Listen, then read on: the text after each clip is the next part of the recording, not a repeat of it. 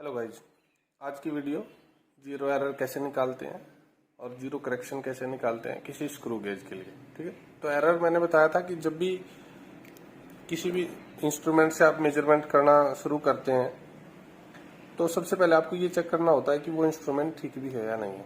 ठीक है, अब जैसे ये मेरे पास तीन यहाँ पे स्क्रू गेज रखे हुए हैं। अब इन तीन में एक में एरर नहीं है और दो में एरर है। ठीक है, तो मैं ये वाला दिखाता हूँ आपको, इसमें कोई एरर नहीं है। तो एक बार जरा ध्यान से देखिएगा कैसे पता लगता है हमें कि एरर है या नहीं है।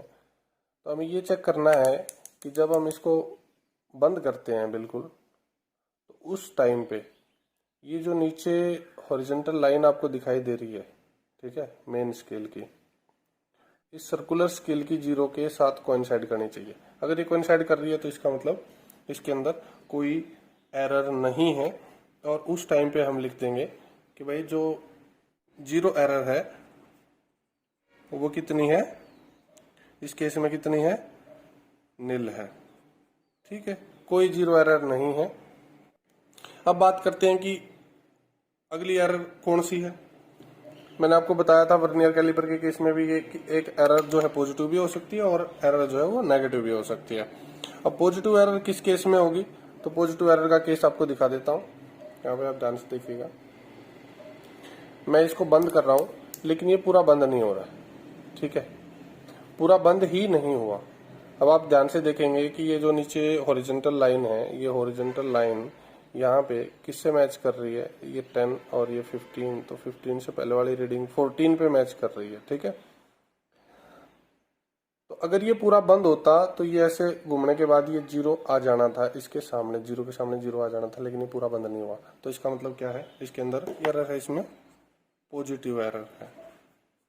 तो पॉजिटिव एरर कैसे निकालेंगे, अब कितनी एरर है। तो इस केस में क्या करेंगे, अब जीरो एरर का फॉर्मूला जो है वो देखेंगे। सबसे पहले इस फॉर्मूले के अकॉर्डिंग बात करें, अगर इसको बंद करने पे आपने ये देखना है कि क्या ये नीचे जीरो वाली लाइन जो है, नीचे वाले स्केल पे ये जो जीरो वाली लाइन है, क्या ये साफ साफ दिखाई दे रही है। बिल्कुल साफ साफ दिखनी चाहिए, पूरी लाइन दिखनी चाहिए।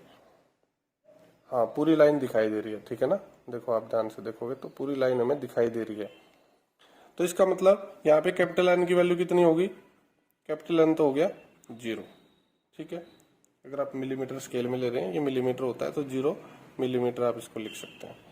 उसके बाद स्मॉल एन नंबर कौन सा कोइंसाइड कर रहा है, सर्कुलर स्केल की कौन सी डिवीजन जो है कोइंसाइड कर रही है मेन स्केल की, जो नीचे ओरिजेंटल लाइन थी उसके सामने सर्कुलर स्केल की कौन सी रीडिंग है वो हमें देखना है।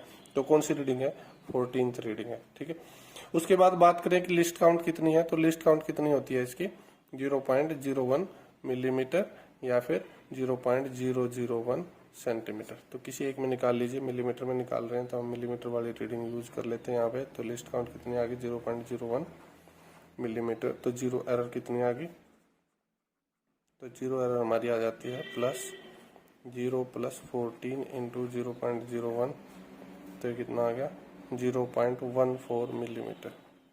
तो इतनी एरर इसके अंदर है।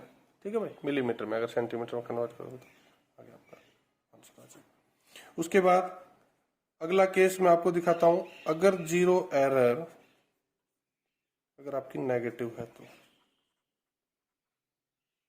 ठीक है, ये तो पॉजिटिव का केस था, जीरो एरर निकाल ली। जीरो एरर को हमेशा जो है सब्ट्रैक्ट किया जाता है, मैंने बताया था। अगर जीरो करेक्शन आपको निकालनी है तो बस ये साइन बदल देना। ठीक है, जीरो करेक्शन क्या हो जाएगा, -0.14 मिलीमीटर हो जाएगा, और जीरो करेक्शन को हमेशा ऐड किया जाता है। इसको मैंने बताया था, सब्ट्रैक्ट करेंगे, इसको ऐड करेंगे। तो चलिए, जीरो एरर अगर नेगेटिव है तो नेगेटिव किस केस में होगी, नेगेटिव का केस मैं आपको दिखा देता हूं। अगर जब हम इसको बंद करने चलते हैं, एपरेटस को मैं बंद कर रहा था, ये देखो जीरो पहुंच गया। ठीक है, लेकिन जीरो पे जाके भी ये नहीं रुका, ये जीरो से और आगे निकल गया।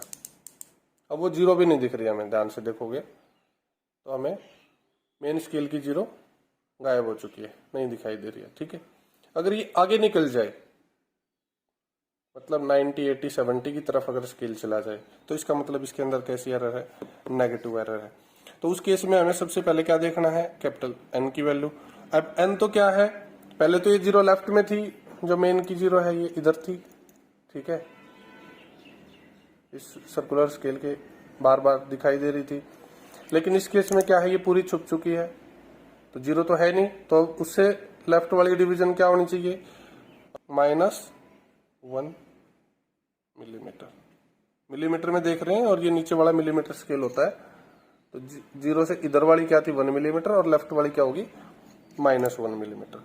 उसके बाद हमें देखना है कि कोइंसाइड कौन सी रीडिंग कर रही है, नंबर ऑफ कोइंसाइडिंग जो है वो कौन सी है, ठीक है। तो कोइंसाइडिंग इस स्केल पे यहाँ पे हम देख लेते हैं एक बार। जब मैं इसको बंद कर देता हूँ, बंद करने के बाद आप ध्यान से देख पाएंगे कि ये रीडिंग जो है 72 72वीं रीडिंग जो है इस पे कोइंसाइड कर रही है, ठीक है। तो भैया एन की वैल्यू लिख दी 72, और उसके बाद लिस्ट काउंट कितनी 0.01 मिलीमीटर, वही जो हमने पहले लिखी थी, ठीक है। तो जीरो एरर निकाल देते हैं जल्दी से, कितनी आ गई, तो जीरो एरर कितनी हो जाएगी, साइन वही रखना है आपने, ठीक है, आंसर जो भी आता है आप वो लिखेंगे। तो 1 मिलीमीटर प्लस 72 इंटू 0.01 मिलीमीटर कितना आ गया, 0.72 मिलीमीटर ये आ गया, और 1 मिलीमीटर में से आप इसको सब्ट्रैक्ट करोगे तो कितना आंसर आ जाएगा, -0.28 मिलीमीटर। तो आप देख पाएंगे कि जीरो एरर कैसी आ रही है, नेगेटिव आ रही है, ठीक है। तो इस केस में हमें जीरो करेक्शन जब करनी होगी तो क्या आ जाएगा, जीरो करेक्शन इस केस में क्या आ जाएगी, +0.28 मिलीमीटर, ये जीरो करेक्शन आ जाएगी, ठीक है। ऊपर वाले में जीरो करेक्शन कितनी आ जाएगी, -0.14 मिलीमीटर। तो या तो जीरो एरर निकाल के सब्ट्रैक्ट कर दो, या फिर जीरो करेक्शन निकाल के ऐड कर दो, फाइनल रिजल्ट आपको मिल जाएगा। बिल्कुल सेम पैटर्न पे आपको जो है स्क्रू गेज की जैसे मैंने समझाई है, ऐसे ही स्फेरोमीटर की जो है लिस्ट काउंट निकाली जाती है। आज की वीडियो में गाइस इतना ही था, मिलते हैं नेक्स्ट वीडियो में कुछ नई इन्फॉर्मेशन के साथ। Thank you, have a nice day.